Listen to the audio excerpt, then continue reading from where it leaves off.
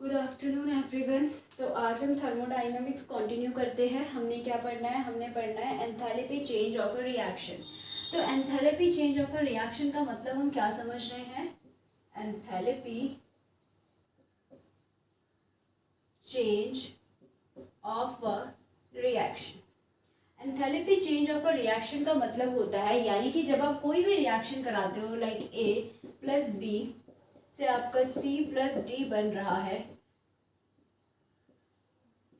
तो जब ये रिएक्शन हो रही है, हमें पता है रिएक्टेंट से प्रोडक्ट बनता है, कोई ना कोई इसमें से एनर्जी रिलीज हुई होगी, या फिर एनर्जी रिलीज हुई होगी, या फिर इस रिएक्शन को कराने के लिए हमने एनर्जी इसको दी होगी। इसने रिएक्टेंट ने क्या किया होगा? एनर्जी को एब्जॉर्ब किया होगा। तो ये जो आपका एनर्जी का चेंज हो रहा है रिएक्शन में, इसी को हम क्या बोलते हैं? एंथैल्पी ऑफ रिएक्शन बोलते हैं। क्योंकि हमें पता है कि हम कैसे देंगे, यानी कि अगर मैं कोई भी रिएक्शन, अगर मैं कंबशन रिएक्शन करवाती हूँ, लाइक CH4 को मैंने तो कंबशन करवाना है, तो मैं ऑक्सीजन देती हूँ, तो मुझे CO2 और आपका यहाँ से H2O मिलेगा। बैलेंस कर देते हैं, ठीक है। तो यहाँ पे मैंने क्या किया होगा? यहाँ पे इसमें हीट क्या हुआ होगा? जब हमने ऑक्सीजन दिया, यानी कि प्रेशर दिया ऑक्सीजन के फॉर्म में, तो यहाँ पे क्या हुआ होगा? अब यहाँ पे जब मैंने प्रेशर दिया, तो यहाँ पे जो आपका CH4 है वो क्या हुआ होगा? रिएक्शन करेगा और एनर्जी आपकी रिलीज होगी प्रोडक्ट के साइड पे। यहाँ पे आपकी जब प्रोडक्ट बना होगा, उसके बाद आपकी यहाँ पे क्या हुई होगी? एनर्जी जो हुई होगी वो रिलीज हुई होगी। होता क्या है, अगर मैं एक सिस्टम में ले लूँ और अच्छे से समझाती हूँ, यहाँ पे मैंने CH4 डाला हुआ है, ठीक है, और यहाँ पे मैंने ऑक्सीजन का प्रेशर दिया है, हाई प्रेशर ऑक्सीजन का दिया। तो जब यहाँ पे आपका प्रोडक्ट बनेगा, दैट इज CO2 और H2O, अंदर ही बनेगा, सिस्टम के अंदर ही बन रहा है ये, तो यहाँ पे आपकी एनर्जी क्या हुई होगी? इस सिस्टम में एनर्जी रिलीज हुई होगी। अब सिस्टम से एनर्जी कहाँ जाएगी? सराउंडिंग के तरफ ही जाएगी। कॉमन सी बात है ना।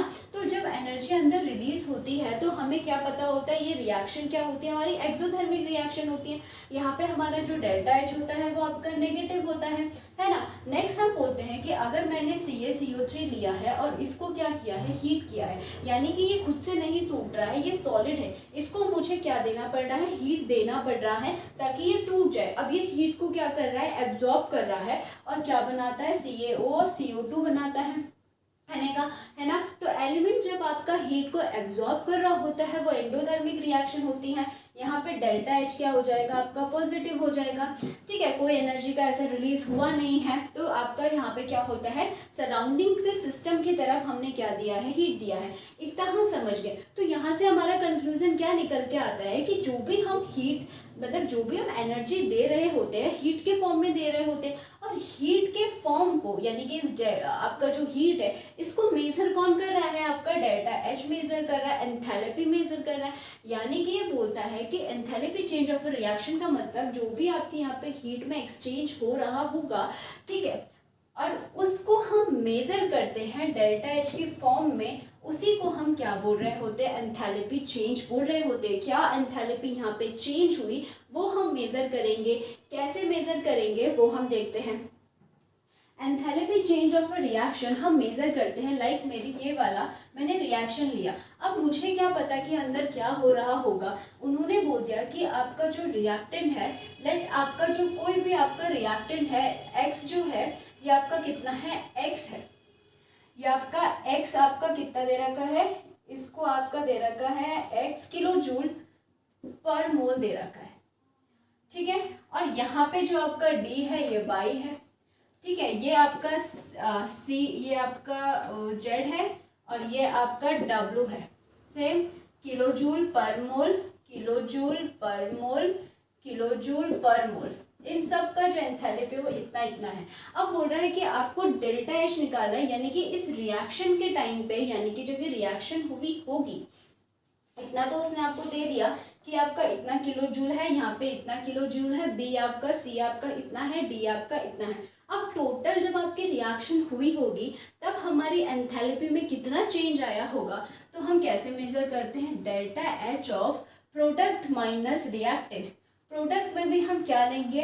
ये आपका जो स्टीक्योमेट्री होता है, या हमें पता है स्टीक्योमेट्री कोफिशिएंट होता है, तो हम क्या ले लेंगे? C into X plus D into Y minus Z ऊपर है आपका ए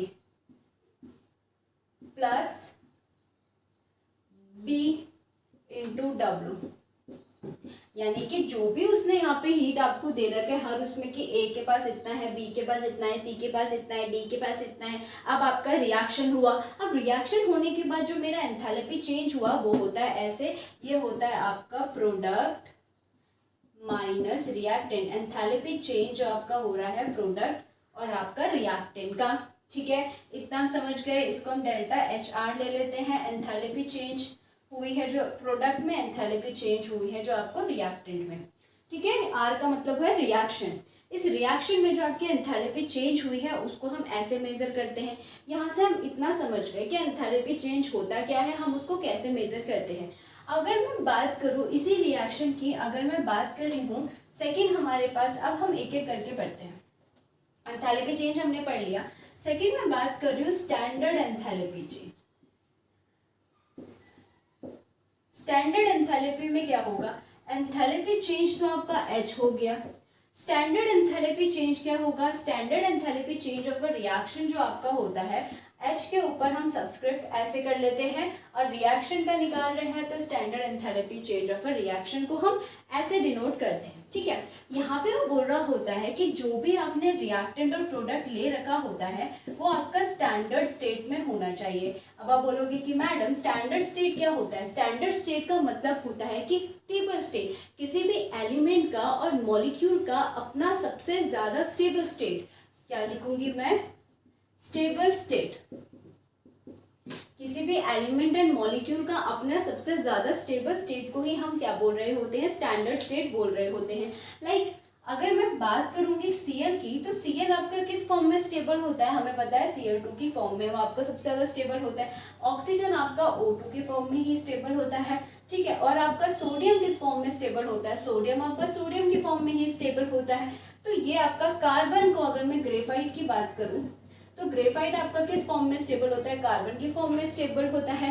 सल्फर में आपका सबसे ज्यादा स्टेबल वो S8, वो भी रोम्बिक सल्फर के फॉर्म में स्टेबल होता है। ये एलिमेंट हो गए। कैल्शियम कार्बोनेट आपका CaCO3 के फॉर्म में स्टेबल होगा, ठीक है। कार्बन डाइऑक्साइड आपका CO2 के फॉर्म में स्टेबल होगा। तो यानी कि वो अपने सबसे ज्यादा स्टेबल स्टेट में प्रेजेंट होंगे रिएक्शन में, उसी को हम स्टैंडर्ड एंथैल्पी ऑफ रिएक्शन बोलते हैं। निकालेंगे कैसे, प्रोडक्ट माइनस रिएक्टेंट, जैसे उसमें निकाला था। यहाँ पे आप कैसे लिखोगे, यहाँ पे हम क्या लिखेंगे, यहाँ पे हम लिखेंगे डेल्टा H, सब्सक्रिप्ट में आपका ऐसा, ये आपका स्टैंडर्ड स्टेट को दर्शाता है, स्टैंडर्ड स्टेट को ये आपका रिप्रेजेंट कर रहा है।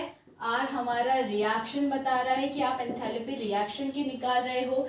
ये हमारा क्या होता है, चेंज इन एंथैल्पी बता रहा है, चेंज इन एंथैल्पी आपका बता रहा है, इतना हमें पता है।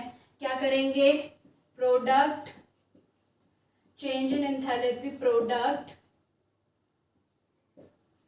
Minus change in enthalpy in standard state में रिएक्टेंट,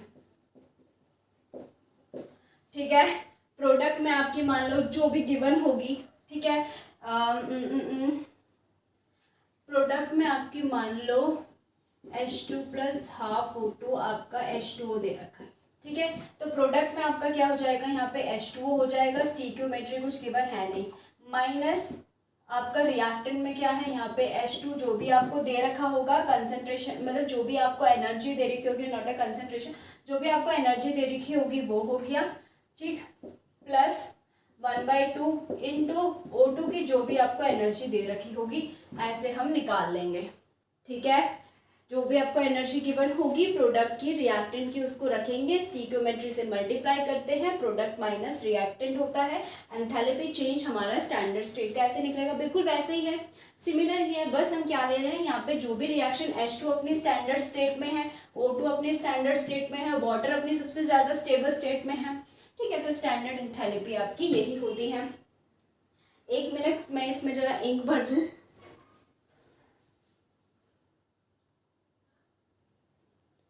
चलो इतना हम समझ गए, 2 हमें समझ आ गया। अब हम थर्ड पढ़ते हैं।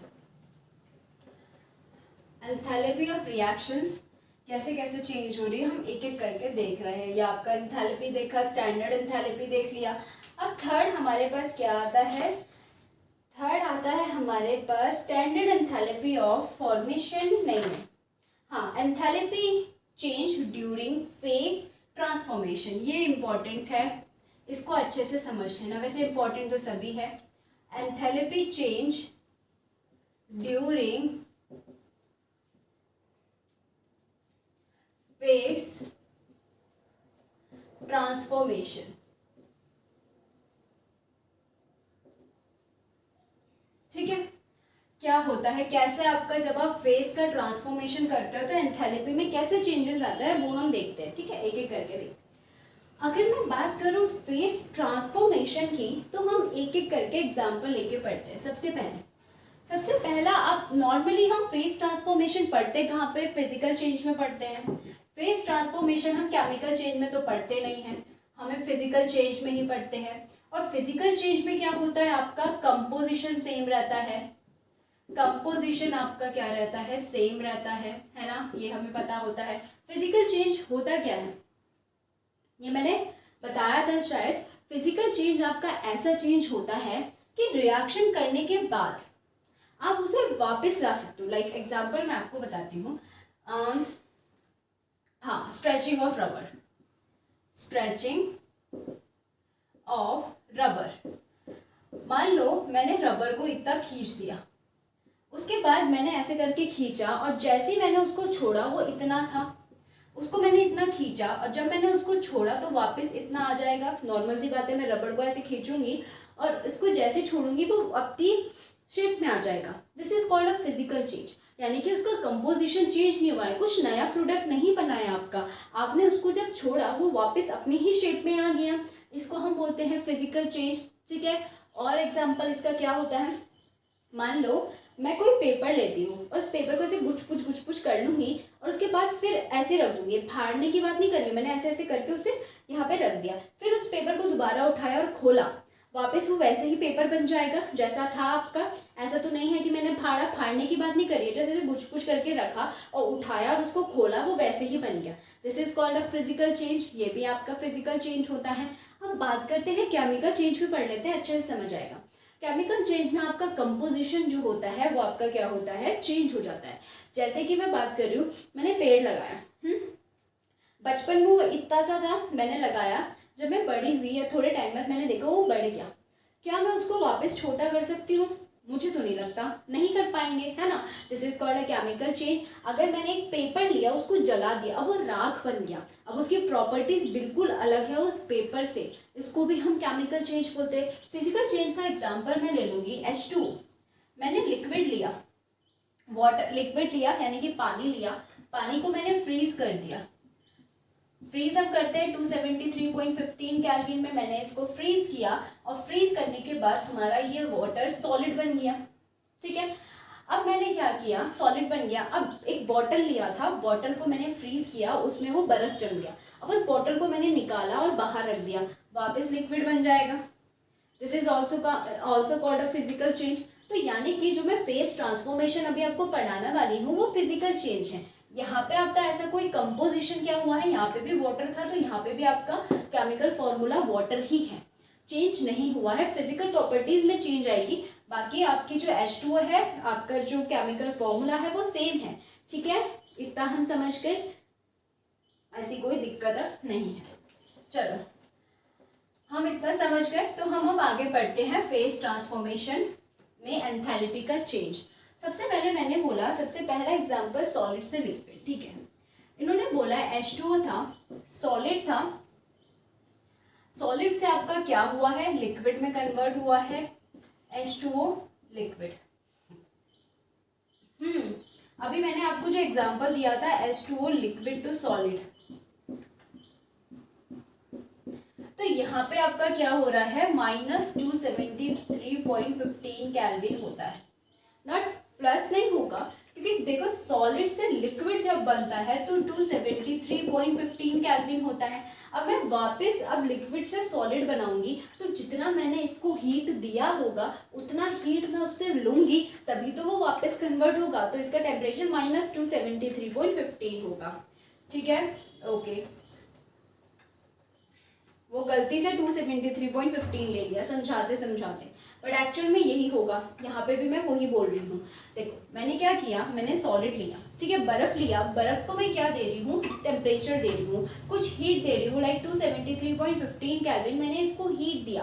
तो हीट देने के बाद मैंने क्या देखा, ये आपका क्या बन चुका है, लिक्विड में आपका कन्वर्ट हो चुका है। ठीक है, अब होता क्या है, जब मैं इसको हीट दे रही होती हूँ तो मेरा जो टेम्परेचर है वो कांस्टेंट है, यानी कि अगर मेरा इतना सॉलिड है, इस सॉलिड से मेरा इतना बचा, बाकी आपका पानी रह गया। यहाँ पे भी मैंने 273.15 केल्विन दिया, यहाँ पे भी 273.15 केल्विन दिया। जब तक ये पूरा वाटर नहीं बन जाता तब तक मैं इसको 273.15 केल्विन लगातार दे रही हूँ।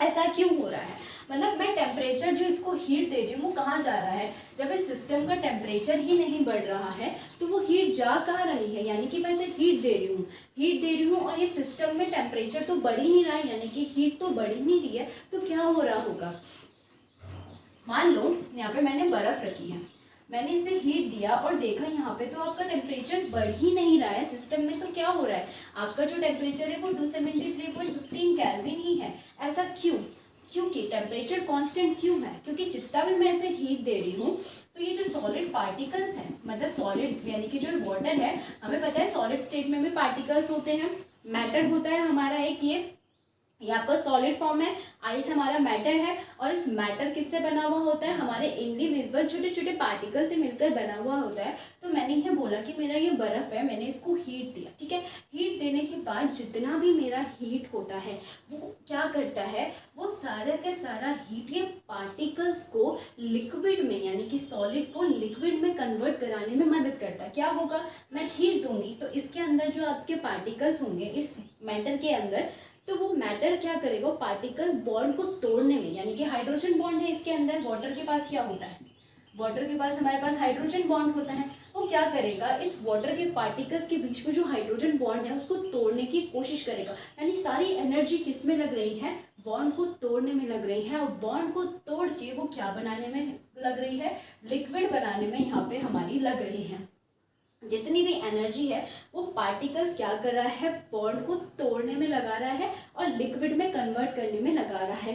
अब वो बोल रहा है कि जब मैंने देखा, हम देखो नॉर्मली ये तो हमने पढ़ लिया, ये तो हमारा एक्सपेरिमेंटली प्रूफ हो चुका है कि हाँ जितनी भी एनर्जी हम दे रहे होते हैं यहाँ पे वो क्या कर रहा होता है, जो मैटर होता है, ठीक है, आइस का, उसके जो पार्टिकल्स होते हैं वो बॉन्ड को तोड़ने में लगाते हैं, बॉन्ड टूटता है, काइनेटिक एनर्जी इंक्रीज होती है, पार्टिकल्स की दूर दूर भागते हैं और वाटर में कन्वर्ट हो जाते हैं, इतना हमें पता है।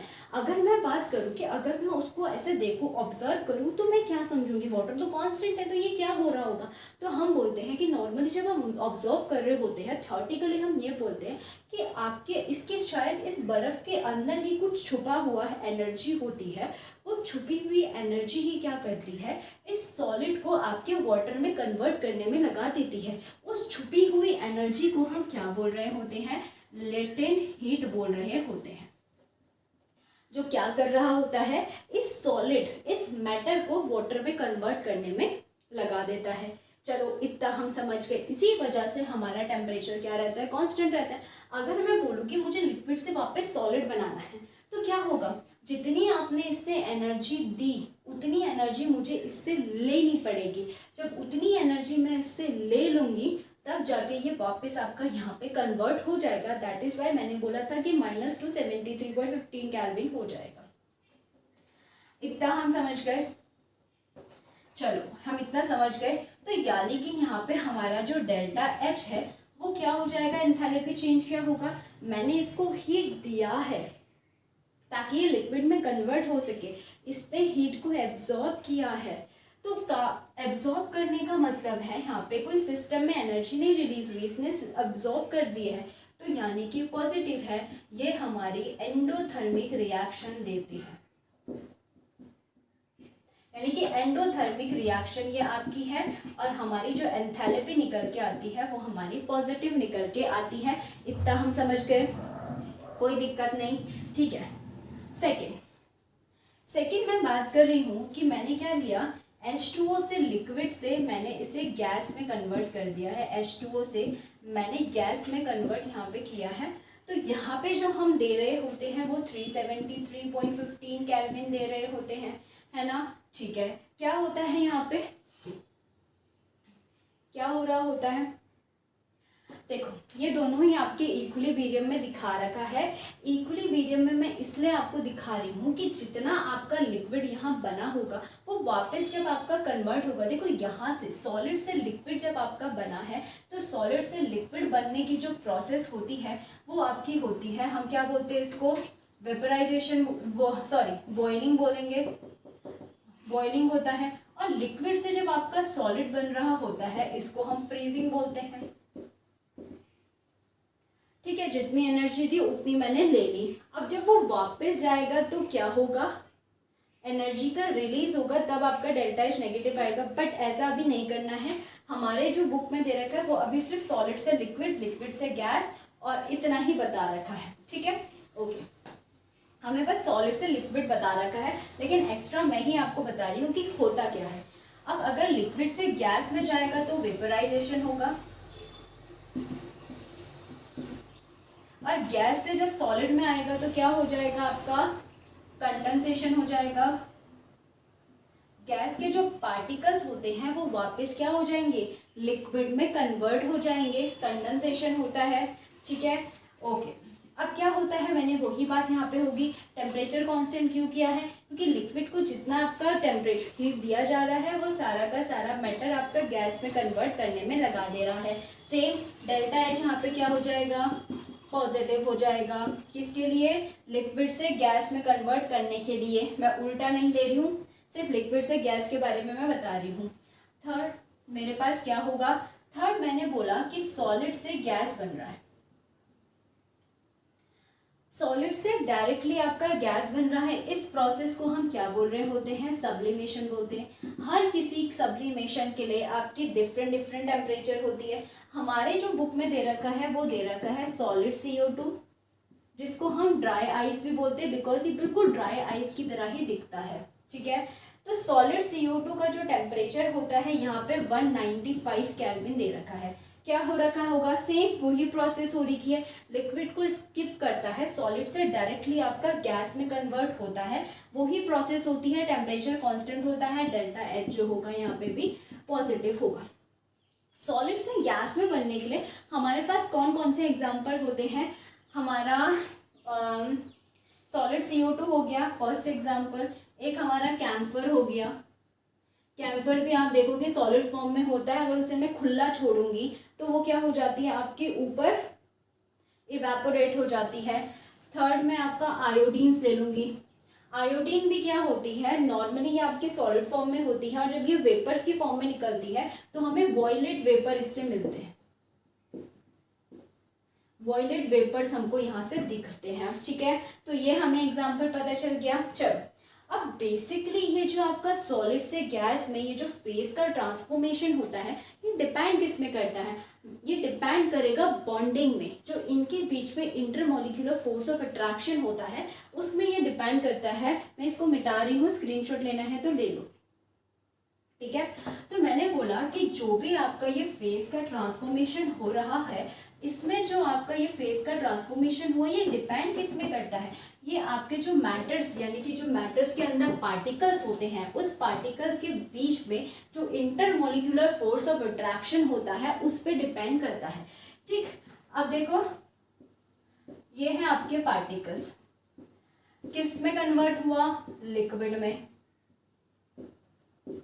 किस पे डिपेंड करता है, चलो ठीक है, ये है आपका लिक्विड, किस में कन्वर्ट हुआ, गैस में, ऐसे हुआ। चलो अब ये छोड़ दो लिक्विड सॉलिड गैस, ये मेरे पास कोई A कंपाउंड है, ये मेरे पास कोई B कंपाउंड है, ठीक है।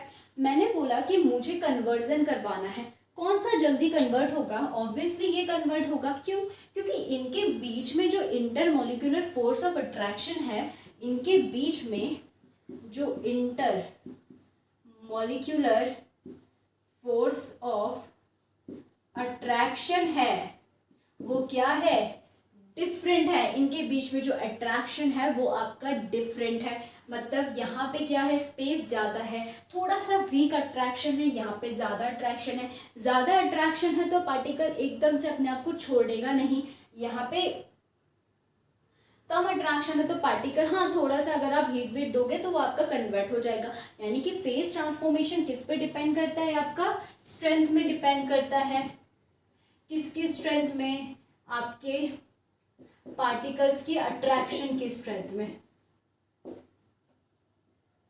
स्ट्रेंथ ऑफ पार्टिकल्स अट्रैक्शन, ठीक है, या फिर force of attraction, intermolecular force of attraction में आपका ये डिपेंड करता है। चलो इतना हम समझ गए। एक एग्जाम्पल ले लेते हैं। एक एग्जाम्पल हम ले लेते हैं।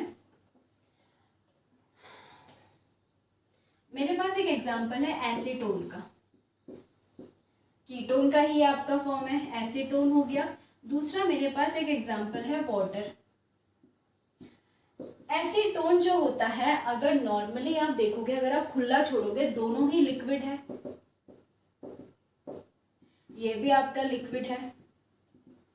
जब आप खुला छोड़ोगे, यानी कि इसको भी मैंने बीकर में रखा, इसको भी बीकर में रखा, मैंने खुला छोड़ा, 5 मिनट में ये आपका इवेपोरेट हो जाएगा। ये इतना जल्दी नहीं होगा। कहाँ? पानी को अगर आप खुला छोड़ोगे, बॉटल को रात को, क्या सुबह तक वो बॉटल खाली हो जाती है? नहीं होती है। क्यों? क्योंकि वाटर में आपकी होती है हाइड्रोजन बॉन्डिंग, और यहाँ पे होता है आपका डाइपोल डाइपोल इंटरेक्शन।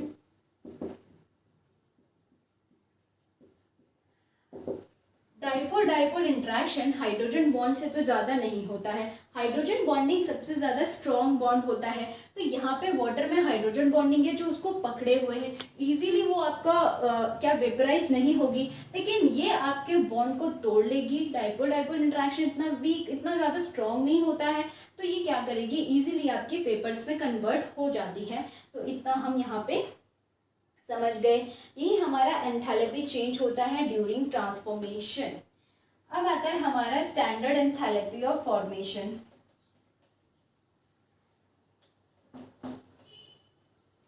क्या आता है आपका? Standard enthalpy of formation. इससे हम क्या समझ में आ रहा है? देखो, ये जो आपका हेडिंग है, इसी से हम अपनी प्रोसेस को समझेंगे। स्टैंडर्ड का मतलब है कि रिएक्शन में आपके जितने भी आप एलिमेंट या कंपाउंड या मॉलिक्यूल ले रहे हो, वो आपके क्या होने चाहिए? स्टैंडर्ड स्टेट में, यानी कि आपके स्टेबल स्टेट में होने चाहिए।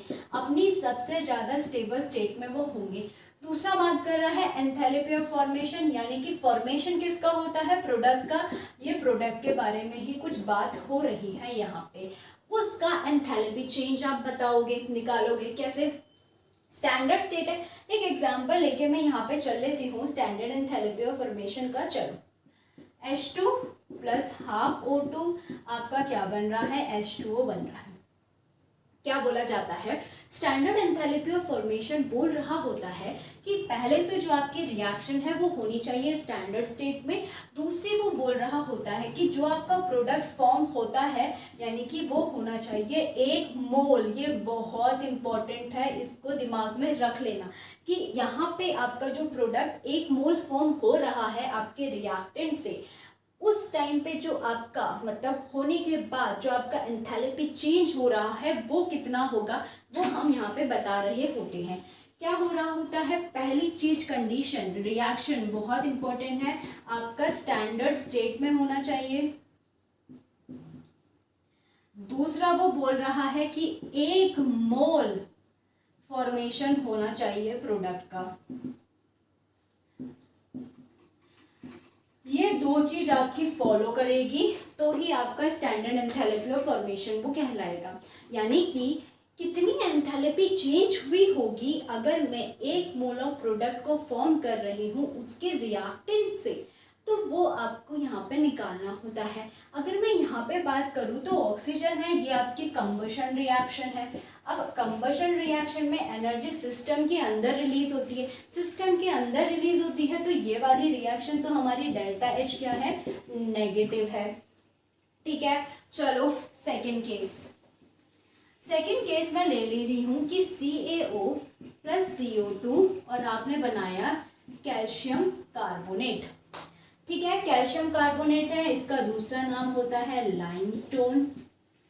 क्या मैं सही बोल रही हूँ? ठीक है, CaO को हम क्या बोल रहे होते हैं, ये होता है आपका क्विकलाइम, कैल्शियम ऑक्साइड क्विकलाइम, यही होता है आपका, ये आपका CO2 है। मैंने बोला 1 मोल प्रोडक्ट आपका फॉर्म होना चाहिए, फॉर्म है, बिल्कुल फॉर्म है। तो आप बोलोगे मैडम यहाँ से तो हम निकाल ही सकते हैं, यहाँ पे हमारा 1 मोल प्रोडक्ट फॉर्म है, तो ये आपका ऊपर से ये अपने स्टैंडर्ड स्टेट में, CO2 अपने स्टैंडर्ड स्टेट में, ये अपने स्टैंडर्ड स्टेट में, तो ये तो हमारा फॉलो कर गया। लेकिन नहीं, अगर आप बोलते हो कि ये फॉलो कर रहा है, यहाँ पे अब एंथैल्पी और फॉर्मेशन निकलेगा same, reactant minus product minus reactant ही होगा आपका। डेल्टा एच कैसे निकलेगा, डेल्टा एच यहाँ पे रिएक्शन का कैसे निकलेगा, डेल्टा एच ऑफ फॉर्मेशन किसका, product, minus delta H of formation किसका, रिएक्टेंट का।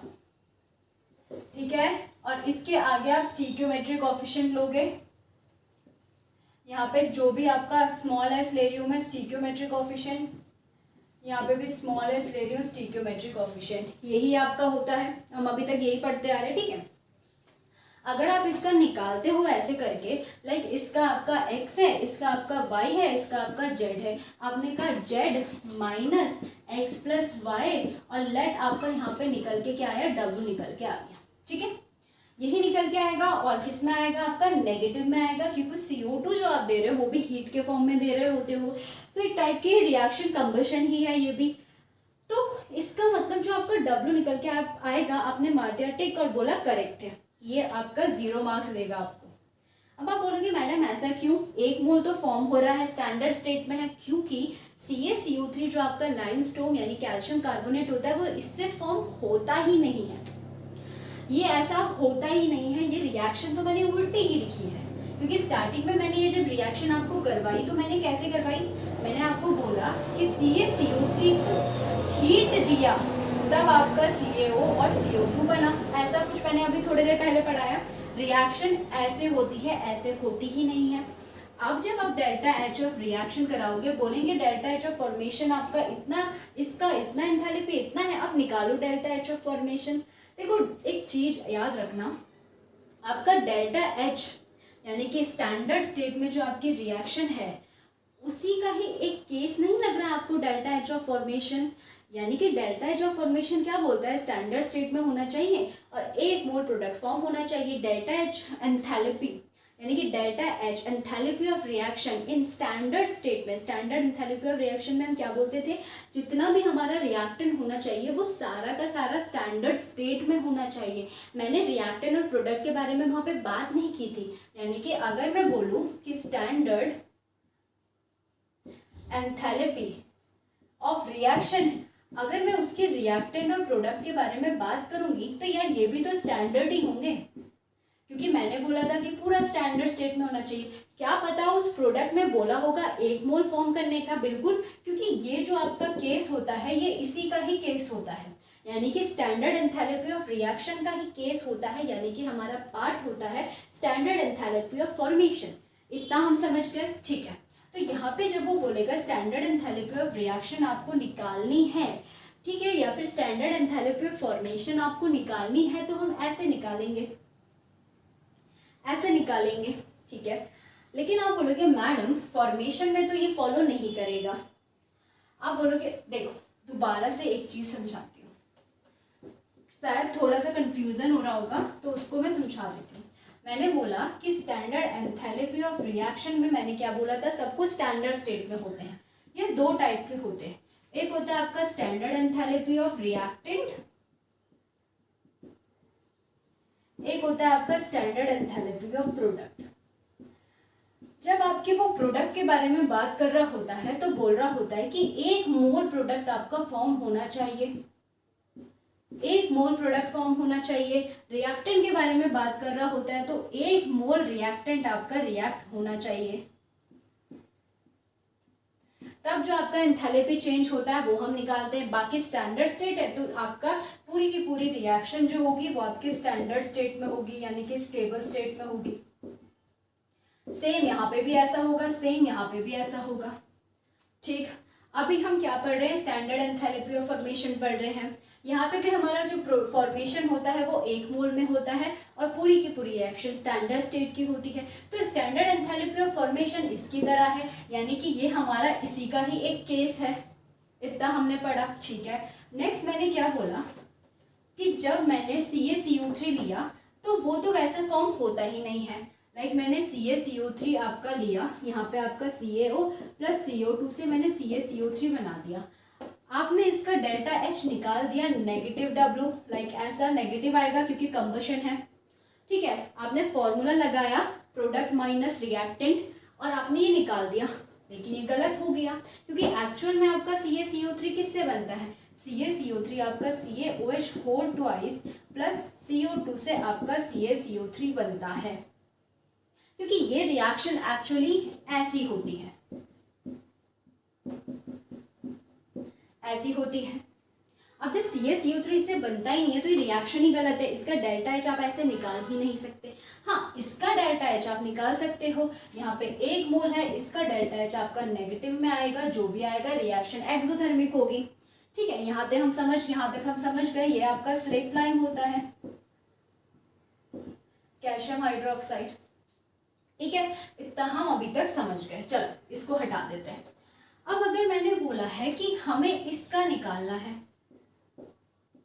एंथैल्पी ऑफ फॉर्मेशन, तो हम कैसे निकालेंगे, चलो इसका निकालेंगे। पहली बात तो आप बोलोगे मैडम इसका तो नहीं निकलेगा, फॉलो नहीं कर रहा है, लेकिन इसका निकलता है। इसका जो डेल्टा H आएगा, अब मैंने क्या दिया, इसे हीट दिया है कि ये इसमें टूट जाए, तो यानी कि एंडोथर्मिक रिएक्शन है, पॉजिटिव में मेरा आंसर आएगा। लेकिन ये हुआ कैसे, दिस इज एक्सेप्शन, ये हमारा एक्सेप्शन है। एक्सेप्शन होते हैं केमिस्ट्री में, ये भी हमारा एक्सेप्शन है एंथैल्पी ऑफ फॉर्मेशन का।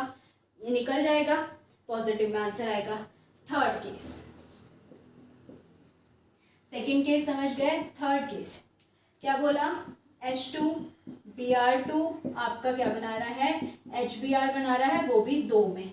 इसका एंथैल्पी ऑफ फॉर्मेशन निकल सकता है। आप बोलोगे मैडम क्या पता ये भी आपका क्या होगा, आप बोलोगे मैडम क्या पता ये भी आपका एक्सेप्शन होगा, लेकिन एक्चुअल में ऐसा होगा ही नहीं क्योंकि ये चीज आपको फॉलो नहीं कर रहा है। तो यहाँ पे करना क्या होता है, ऐसा नहीं होगा हमारा, यानी कि आप ऐसा नहीं करोगे कि 2 मोल ऑफ प्रोडक्ट माइनस और यहाँ पे आपका 1 मोल ऑफ रिएक्टेंट और इसका, ऐसे नहीं होगा।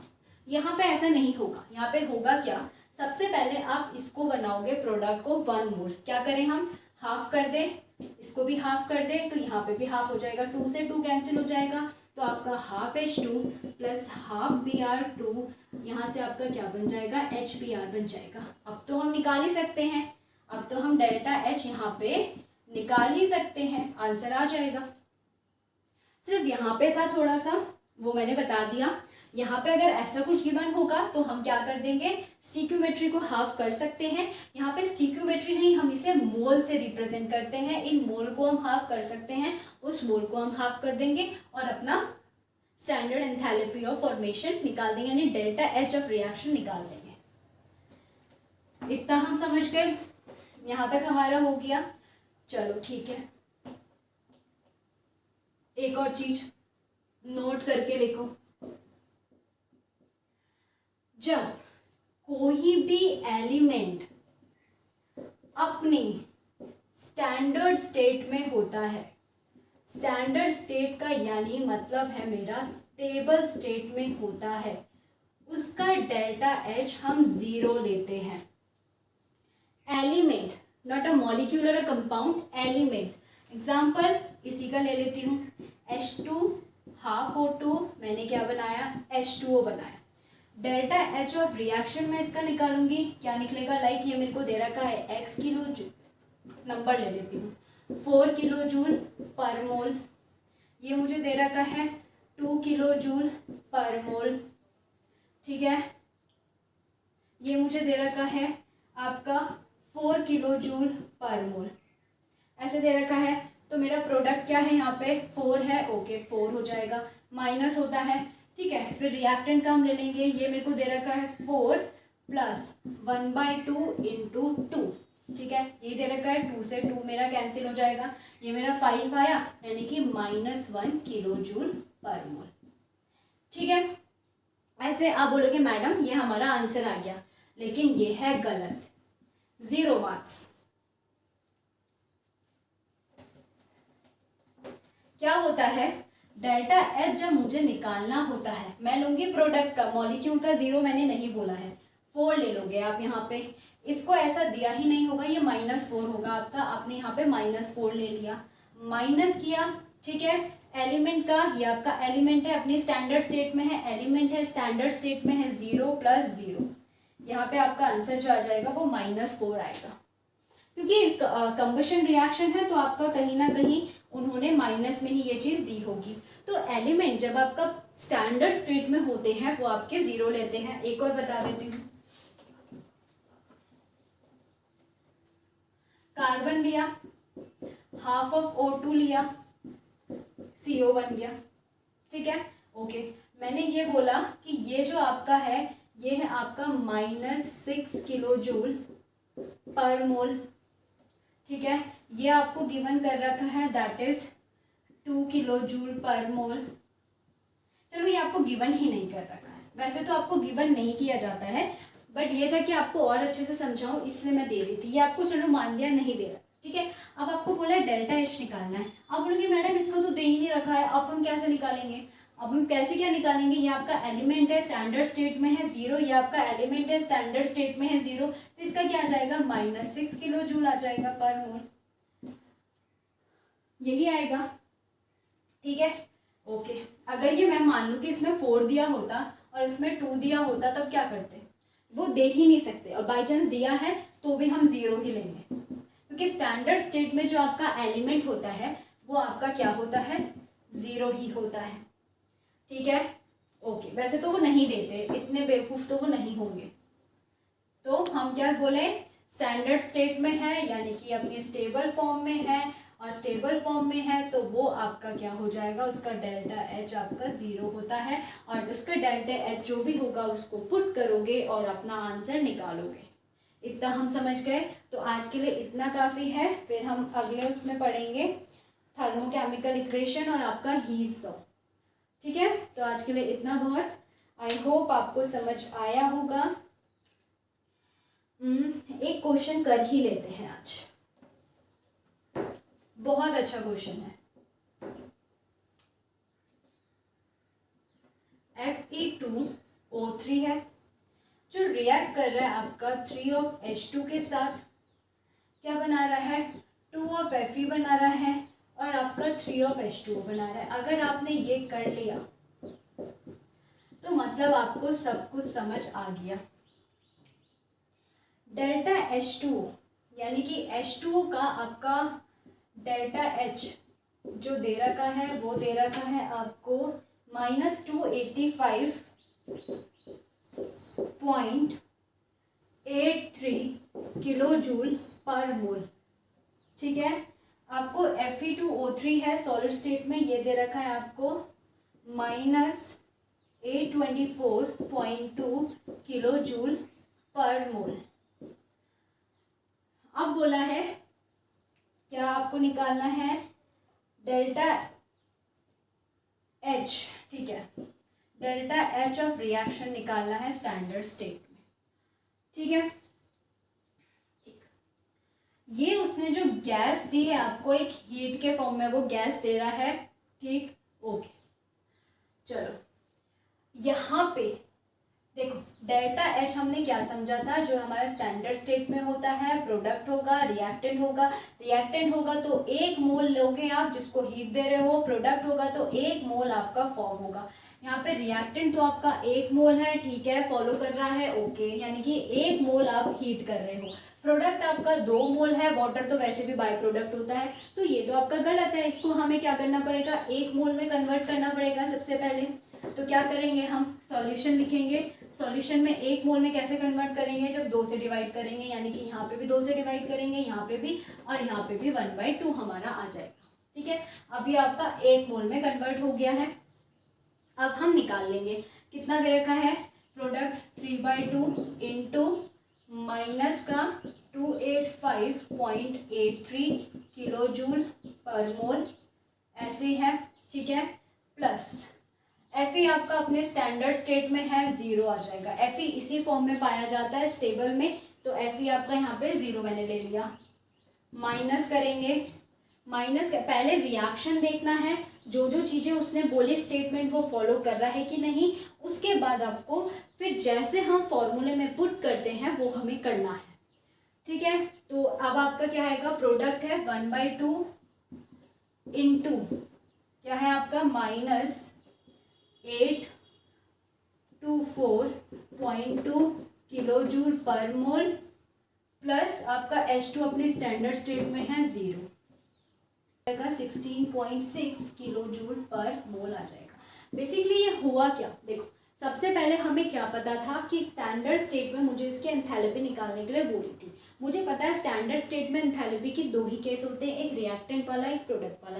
रिएक्टेंट में वो बोलता है कि 1 मोल आपका रिएक्ट होना चाहिए, 1 मोल रिएक्ट कर रहा था, फॉलो कर रहा था, 1 मोल प्रोडक्ट फॉर्मेशन होना चाहिए, 2 मोल फॉलो कर रहा था। रिएक्टेंट वाला तो बुक में नहीं गिवन था, प्रोडक्ट वाला गिवन था, तो प्रोडक्ट वाला ज़्यादा फॉलो करना चाहिए, नहीं फॉलो कर रहा था, तो उसको हमने कन्वर्ट कर लिया, अब ये फॉलो कर रहा है, ठीक है। अब हमें अपने क्वेश्चन के अकॉर्डिंग रखेंगे, फॉर्मूला क्या बोलता है, delta H of reactant minus delta H of product हमने रखा। अब ये भी तो हमें पता है कि स्टैंडर्ड स्टेट में एलिमेंट जो होता है उसकी एच 0 होता है, तो यहाँ पे हमने 0 लिखा और बाकी आपने कैलकुलेशन करके आंसर निकाल दिया। तो ऐसे हमें करना होता है। आई होप अब समझ आ गया होगा, तो बाकी का हम आगे पढ़ेंगे। Thank you so much.